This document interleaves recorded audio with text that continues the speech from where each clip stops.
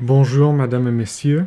Cet extrait est de Le meurtre dans l'Orient Express de l'Agatha Christie et c'est le dénouement dans lequel Hercule Poirot dans lequel lui explique la situation dans laquelle le meurtre avait été commis. Merci beaucoup pour votre attention. J'avais ouvert la porte de mon compartiment pour regarder. J'avais bel et bien entendu la phrase en français. Et si j'étais bête au point de ne pas comprendre ce qu'elle sous-entendait, on me mettrait les poings sur les i. En cas de nécessité, McQueen sortirait du bois. Il me dirait, par exemple, « Pardonnez-moi, monsieur Poirot, mais cela ne peut pas avoir été la voix de monsieur Ratchet. Il ne parlait pas un mot de français. » Alors, à quelle heure le crime a-t-il été commis? Et qui est l'assassin? Mon opinion. Et ce n'est qu'une opinion. Et que Ratchet a été tué un peu avant 2 heures du matin, à l'extrémité de la fourchette de temps que le docteur a établi. Quand au meurtrier. Poirot marqua un temps d'arrêt et toisa son auditoire.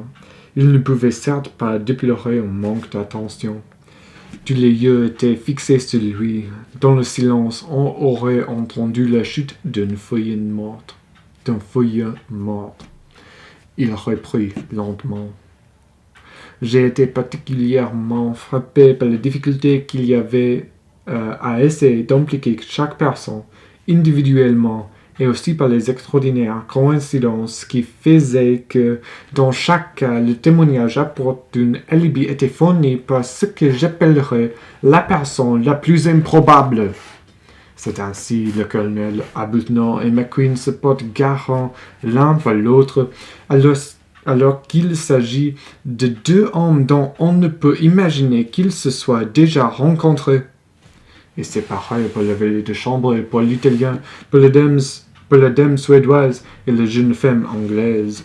Je me suis donc dit, c'est incroyable, ils ne peuvent quand même pas être tous dans le coup. Et c'est alors, madame et messieurs, qu'est venue la lumière. Ils étaient bel et bien tous dans le coup.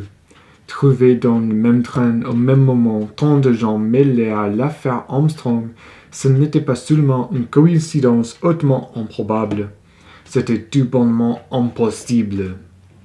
Ce ne pouvait pas être l'effet du hasard, c'était voulu.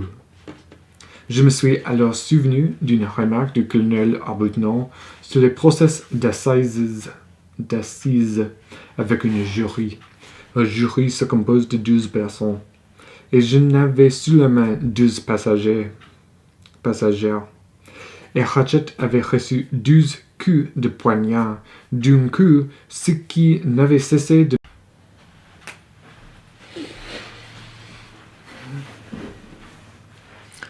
Pardonnez-moi pour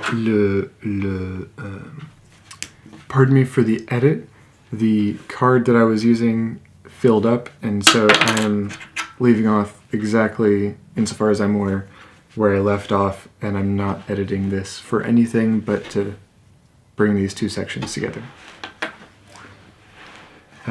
Ainsi, mesdames et messieurs, grâce à cette supposition tout simple, mon enquête est devenue facile et tout s'est mis en place. C'est une mosaïque parfaite. Chacun joue le rôle qui lui a été attribué. Et cela a été conçu de telle sorte que si les soupçons se portent sur l'un, il s'en trouvera aussitôt un autre ou plusieurs pour l'innocenter et compliquer encore davantage les choses.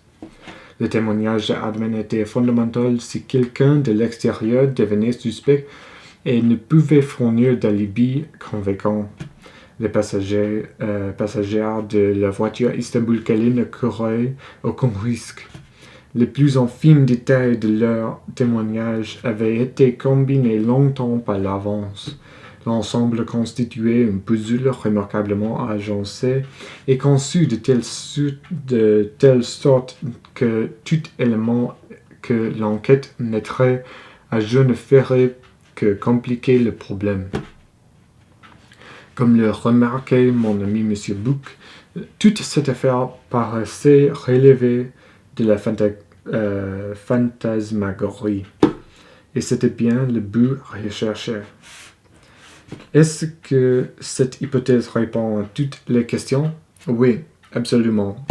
Les différences entre les blessures, elles sont chacune le fait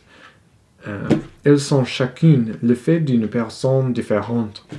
Les lettres de menace, elles sont artificielles, puisqu'elles n'ont été écrites que pour servir de preuve.